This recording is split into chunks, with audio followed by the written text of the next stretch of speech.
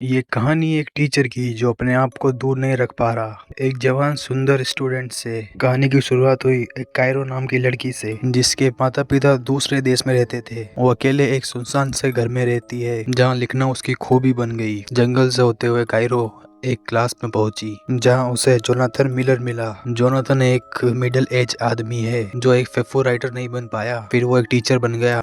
Cairo की class में आते ही जोनाथन ने उसे टेबल पर पड़ी किताब उसे पढ़ने के लिए दी, लेकिन कायरो ने पहले से वो किताबें पढ़ चुकी थी। तभी वहाँ एक और लड़की वेनी आ गई, जो इस क्लास की स्टूडेंट होने के साथ साथ कायरो की अच्छी दोस्त भी है। दोनों कुछ खाने के लिए बाहर चले गए। जोनाथन को कायरो के सामान में एक अडल्ट बुक मिली। जोनाथन का एक दोस्त मोरिस भी कॉफी लेके यहाँ पर आ जाता है। फिर वो जोनाथन से वो बुक लेकर पढ़ने लगा। फिर दोनों कायरोस के बैग में एक जोनाथन की लिखी हुई बुक देखकर हैरान हो गए। रात को जोनाथन की वाइफ भी अपने काम में बिजी है। उसका ध्यान अपनी तरफ लाने के लिए जोनाथन उसे बताता है कि आज मेरे क्लास में एक लड़की मेरी बुक पढ़ रही थी।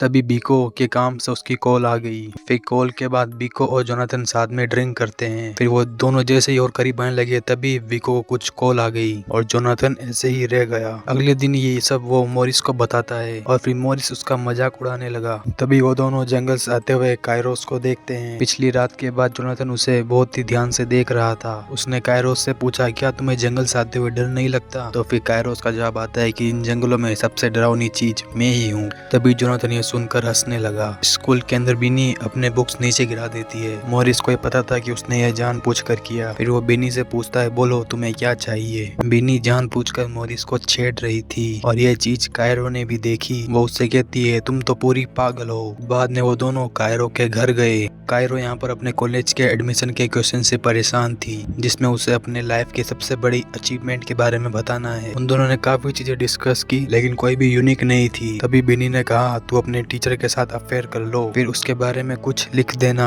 फिर कायरो कहती है, जोनाथन तो मेरे से 20 साल बड़ा है। और विनी उसे मनाती रही, कहकर कि यह सब अब नॉर्मल है। जोनाथन भी ठहरा एक अच्छा जेंटलमैन आदमी, कायरो के फर्स्ट टाइम के लिए एकदम परफेक्ट। विनी कायरोस के सामने जोनाथन की बातें करने लगी, कैसे वो कायरो को क्लास में देखता है। कायरो ये सब सुन शर्माने लगी। उसका इंटरेस्ट जोनाथन में बढ़ गया। अगले दिन कायरो जोनाथन को घूर घूर कर देखने लगी। जोनाथन उसके पास आकर कहता है, क्लास के बाद मुझसे मिलना।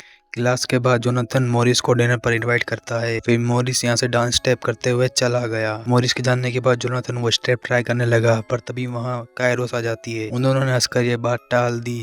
जोनाथन कायरो के लिखे गए पैराग्राफ से इतना इम्प्रेस हुआ था कि उसे वो पूरा का पूरा वर्ड टू वर्ड याद है। कायरोस ये देख कि उसने उसके पैराग्राफ पर इतना ध्यान दिया, ये देखकर वो खुश हो गई। जोनाथन चाहता था कि कायरोस अपने किसी फेवरेट राइटर के स्टाइल में एक शॉर्ट स्टोरी लिखे। अगर वो ऐसा कर देगी तो जोनाथन उसे फुल नंबर देगा। कायरो एकदम ही मान गई। फिर उसने जोनाथन को बताया कि मैंने भी आपकी बुक पढ़ी है। जोनाथन की तरह कायरोस को भी उसकी बुक की लिखी लाइनें वर्ड टू वर्ड याद है। जोनाथन भी ये देख खुश हुआ। इस वीकेंड जोनाथन कायरोस को एक जगह बुलाता है, जहां वो वहां पर उसके असाइनमेंट के बारे में डिस्कस करेंगे। रात को जोनाथन, मोरिस और उसकी वाइफ भी डिनर पर गए और विनी उनका ऑर्डर लेने आती है। विनी ने जोनाथन से पूछा, क्या ये वही लड़की है जिसके बारे में तुम बात करते हो? जोनाथन ने कहा, नहीं, वो कायरो है। और कायरो यहाँ पर थोड़ा जेलस फील कर रही थी, क्योंकि जोनाथन कायरो की तरफ इंटरेस्ट दिखा रहा था। वो अपना गुस्सा उतारने के लिए मोरिस के सामने ही जोनाथन की बेइज्जती करने लगी कि तुम में अब वो राइटर वाली बात नहीं रही।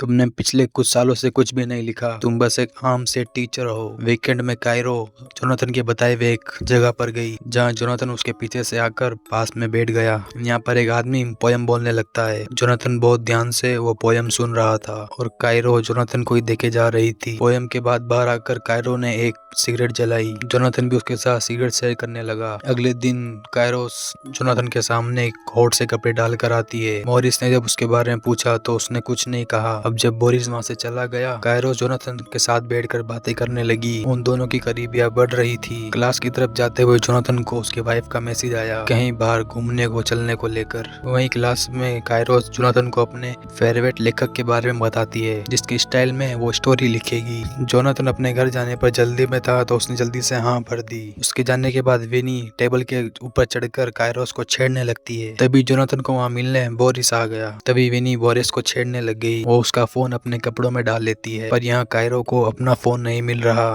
दूसरी तरफ जोनाथन का अपने वाइफ के साथ जाने का प्लान कैंसिल हो गया क्योंकि वो अपने काम में बिजी थी। तभी जोनाथन को एक कॉल आई कायरोस की तरफ से। दरअसल गलती से जोनाथन अपने बैग में कायरोस का फोन ले आ गया है। जोनाथन उसके वाइफ का प्लान तो वैसे भी कैंसिल हो गया था, तो जोनाथन कायरोस को उसका फोन देने के लिए निकल गया। जब वो कायरो के घर के बाहर पहुंचा तो वहाँ बारिश होने लगी और कायरो पतली सी ड्रेस डाल जोनाथन के करीब आई। दोनों एक दूसरे को देखने लगे, दोनों ने किस की। इसके बाद जोनाथन वापस अपने घर आ गया। यहाँ पर कायरो ने उसे एक मेल सेंड किया। जोनाथन की वाइफ उसे कहती है तुम्हारे यहाँ होते हुए मैं अपना काम नहीं कर पा रही। तो जोनाथन वहाँ से एक छोटे से केबिन में चला गया। यहाँ पर जोनाथन ने कायरो की भेजी हुई स्क्रिप्ट प्रिंट की, वो उसे पढ़ने लगा। ये एक अडल्ट स्टोरी है जिसमें कायरोस और जोनाथन जैसे ही स्टूडेंट और टीचर की बात की गई है। जोनाथन ये सब देख एक्साइट हो गया, उसने अपनी पैंट खोल ली। पर अगले दिन सब बदल जाता है।